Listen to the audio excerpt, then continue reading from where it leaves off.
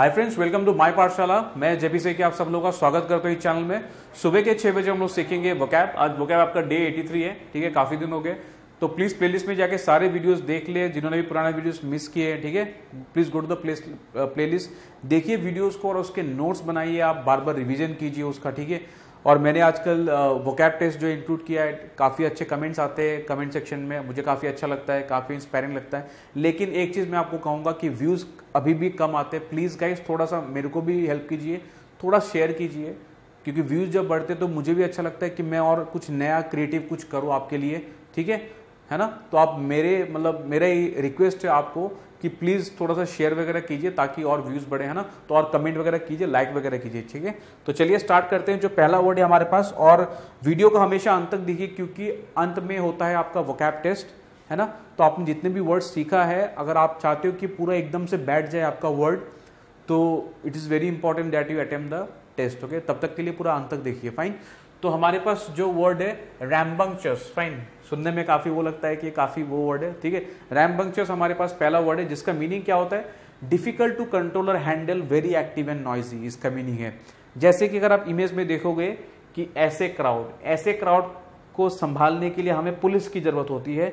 जिस क्राउड को आप आसानी से आप उसको हैंडल नहीं कर पाते हो, उसको कंट्रोल नहीं कर पाते हो, जो काफी नॉइजी होते हैं, ठीक है, काफी वायलेंट वगैरह होते हैं, काफी बॉइस्ट्रस होते हैं, तो उसको बोलते हैं हम लोग रैम्बंक्चस, फाइन। सो ये काफी थोड़ा सा ऐसा वर्ड भी ऐसा लगता है कि ठीक है, आप इसको याद रखने में दिक्कत नहीं होगी कि वर्ड ही थोड़ा सा टेढ़ा मेढ़ा है, तो उसका मीनिंग भी थोड़ा सा वैसा ही है। तो डिफिकल्ट टू कंट्रोल और handle, very active and noisy, इसका मीनिंग हो गया।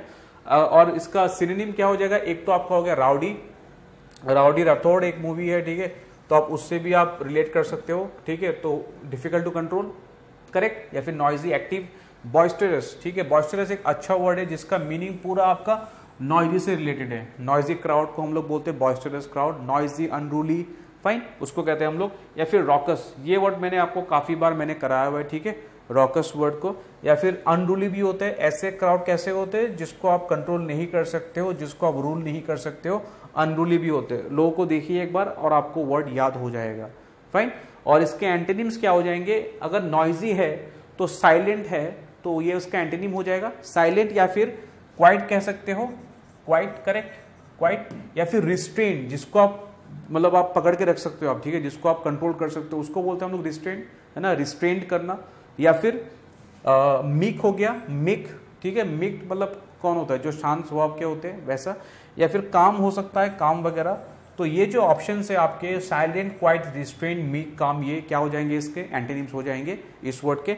एंड सेंटेंस क्या हो जाएगा? The protesters turn rambunctious when their demands were not met. Obviously protest करने के लिए आए थे, कुछ डिमांड थे उनकी, वो फुलफिल नहीं हुए, तो उन लोगों ने वो क्या बन गए? They become difficult to control और handle, they become very noisy and very much active, okay. तो ये पहला वर्ड रहा। सेकेंड वर्ड को डिस्कस करते हैं। सेकेंड वर्ड हमारे पास क्या है? रिसिडिविज्म, फाइन। रिसिडिविज्म एक वर्ड है, काफी अच्छा वर्ड है, इसको मार्क कर लीजिए। एक नाउन है ये, basically tendency of a convicted criminal to again commit a crime, ऐसे मान सकते हो, फाइन।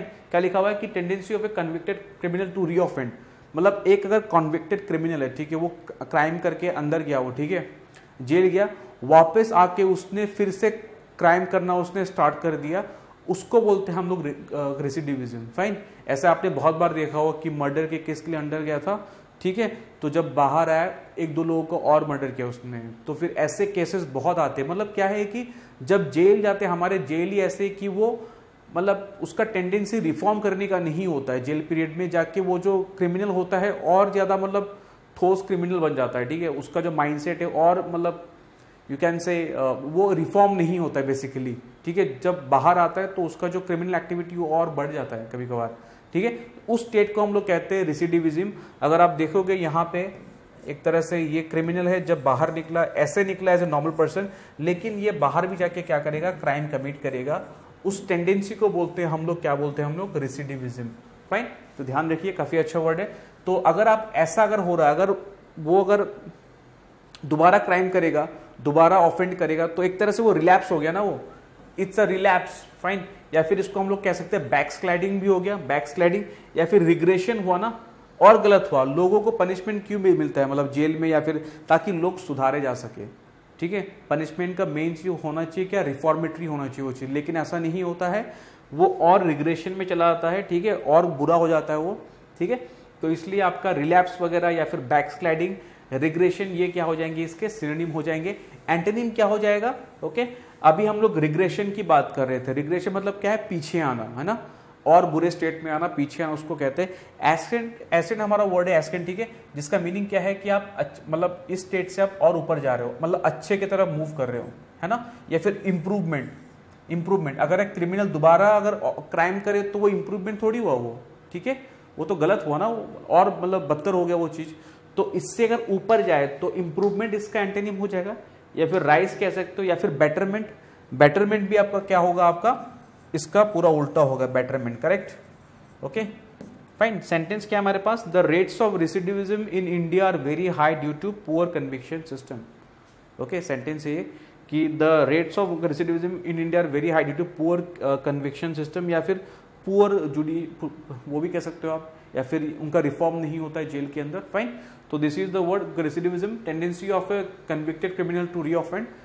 आपके सिनोनिम्स क्या होंगे, रिलैप्स, बैकस्लाइडिंग, रिग्रेशन। एंटोनिम्स क्या हो जाएंगे, एस्केंट, ठीक है, इंप्रूवमेंट, राइज वगैरह, and this is the sentence. चलिए जो नेक्स्ट वर्ड है उसको डिस्कस कर लेते। प्रीवेरिकेट, बहुत ही इंपॉर्टेंट वर्ड है और लोग इसका मीनिंग बहुत बार भूलते हैं इसका, ठीक है। प्रीवेरिकेट बहुत ही सिंपल मीनिंग है, ओके, लेकिन लोग बहुत बार भूलते हैं, तभी मैंने इंक्लूड किया इस वर्ड को। प्रीवेरिकेट मतलब क्या होता है, टू स्पीक फॉल्सली और मिसलीडिंगली, या फिर टू लाई। इसके बहुत सारे अर्थ निकल सकते हैं। अगर आप किसी को एक तो झूठ बोल रहे हो, या फिर आप गलत फैक्ट्स प्रोवाइड कर रहे हो किसी चीज को, तब भी बोलते हैं हम लोग प्रीवेरिकेट करना, ठीक है। या फिर मिस रिप्रेजेंट करना, उसको ही बोलते हैं हम लोग प्रीवेरिकेट।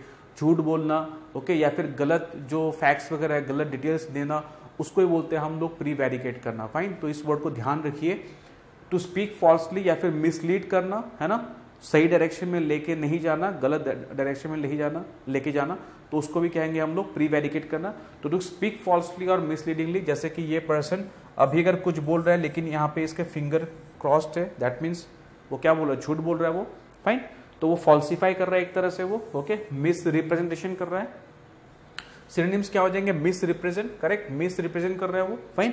या फिर इक्विवोकेट करना। इक्विवोकेट मतलब क्या है, इक्विवोकेट का मतलब आप श्योर नहीं हो, ठीक है, आप डबल मीनिंग लेके जा रहे हो। तो डबल मीनिंग अगर आप श्योर नहीं हो, दैट मीन्स आप क्या कर रहे हो, आप मिसलीड तो कर रहे हो। अगर वो सर्टेन होता, एक ही मीनिंग होता, तो लोग क्या उसमें मिसलीड होते नहीं होते, है ना।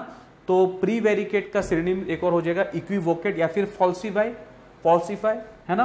तो मिस रिप्रेजेंट करना, इक्विवोकेट करना, फॉल्सिफाई करना, ये क्या हो जाएंगे, इसके सिनोनिम्स हो जाएंगे। एंटोनिम क्या हो जाएगा, इसका पूरा उल्टा, टू बी ऑनेस्ट।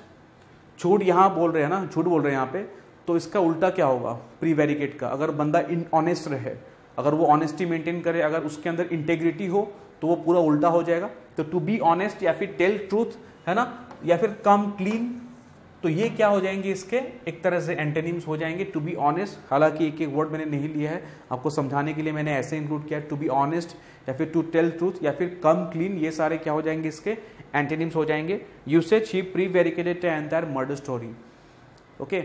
जो मर्डर स्टोरी है उसने क्या किया, उसको प्रीवेरिकेट किया, एक तरह से उसने झूठ बोला, उसने मिसलीड किया, उसने उस स्टोरी को उसने खुद से बनाया, उसने फैब्रिकेट किया, उसको बोल सकते हो आप प्रीवेरिकेट करना, फाइन, ठीक है। तो चलिए जो नेक्स्ट वर्ड है उसको डिस्कस कर लेते हैं एक बार।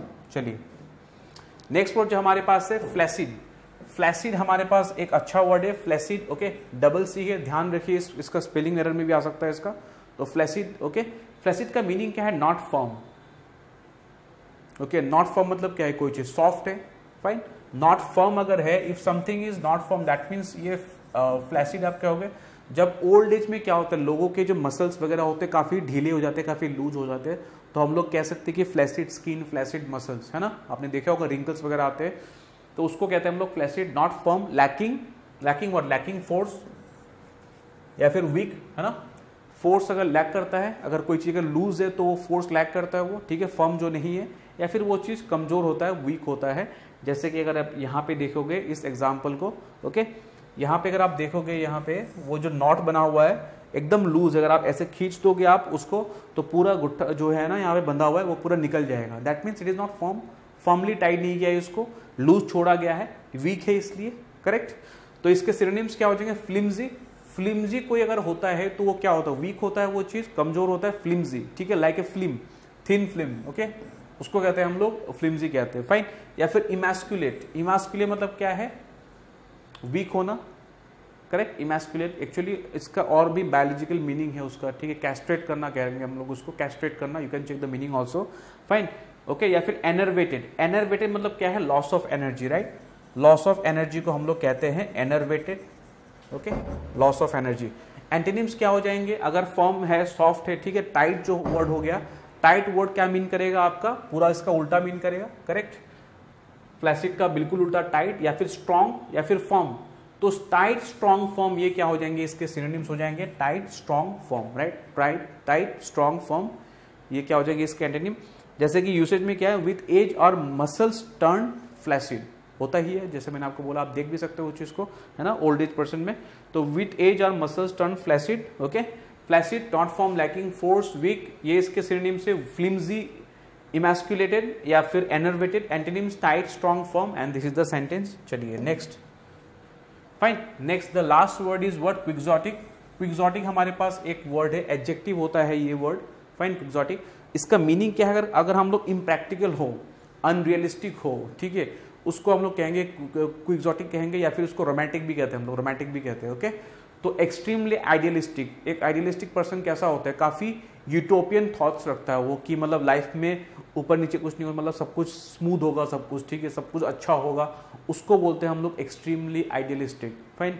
या फिर who goes by the book, fine, जो सबको लगता है कि मतलब उसमें ऊपर नीचे कुछ होगा नहीं, ठीक है, एकदम आइडियली होगा, ठीक है, सब कुछ सीधा होगा, सब कुछ सही होगा, ऐसा।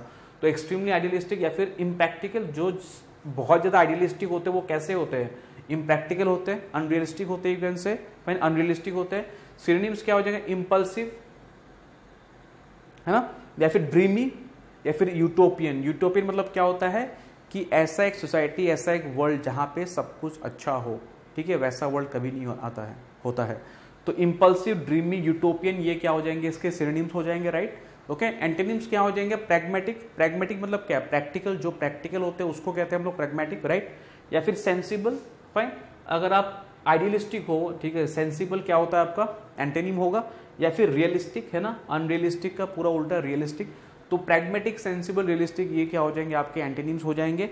जैसे कि अगर आप इमेज में देखोगे, ओके, सो ये क्या है, एक बच्चा है, अगर वो इतना केजी उठा ले तो क्या होगा वो, ठीक है, ऐसा हो ही नहीं पाएगा, ठीक है, तो ये इमेजिनरी है, ये इम्प्रैक्टिकल है, आइडियलिस्टिक है, हो नहीं सकता ये कभी भी, है ना। तो ये क्या है, ड्रीमी है, लेकिन वो जो कदम उठाने जा रहा है वो क्या इम्पल्सिव कदम है कि नहीं है, ठीक है, इम्पल्सिव होता है। कभी कभी हम लोग सोचते हैं कि हम लोग इसको उठा लेंगे, लेकिन ऐसा होता नहीं है, ठीक है, तो that is a impractical thing, correct. Sentence क्या हो जाएगा, 100% rural electrification with in a year is pretty quixotic, right. एक साल में ही अगर पूरा का पूरा 100% रूरल इलेक्ट्रिफिकेशन हो जाए, मैं उसकी बात नहीं कर रहा कि मतलब अगर सबके घर में 24 आवर्स मतलब पावर है, वो तो कभी नहीं हो सकता ना, एक साल के अंदर टाइम लगेगा, ठीक है। तो so this is the sentence, fine. तो चलिए अभी सबसे इंपॉर्टेंट सेक्शन है vocab section, vocab test section. मैं चाहता हूँ आप पूरा का पूरा स्कोर करें, ठीक है। तो चलिए स्टार्ट करते हैं, आपको देखते कितना आपको याद है और अपना स्कोर मेंशन कीजिए कमेंट बॉक्स में, फाइन। रैम्बंगचस पहला वर्ड था, करेक्ट, और आपको बताना है इसका मीनिंग, फाइन। और हमने क्या पढ़ा था, रैम्बंगचस मतलब क्या होता है, कोई अगर आउट ऑफ कंट्रोल या फिर जिसको हम लोग control, can not control, correct, इसको हम लोग कंट्रोल नहीं कर सकते, या फिर वो जो नॉइजी होता है, तो नॉइजी अगर होता है तो वो कैसे होते हैं, अनरूली होते हैं। क्या आपको दिख रहा है कोई option unruly, yes, C is the option. तो फर्स्ट का ऑप्शन क्या हो जाएगा इसका, C is the option, fine, C is the right option. Flaccid, flaccid अभी हमने पढ़ा है, क्या चीज होता है, वो चीज सॉफ्ट होता है, लूज होता है, वीक होता है, ओके। तो क्या ऑप्शन हमारे पास ऐसा है, yes, loose is the option, fine. Second का option D, loose is the option. जो सॉफ्ट होता है, लूज होता है, वीक होता है, not firm, enervated, emasculated, flimsy, उसको कहते हैं हम लोग फ्लैसिड।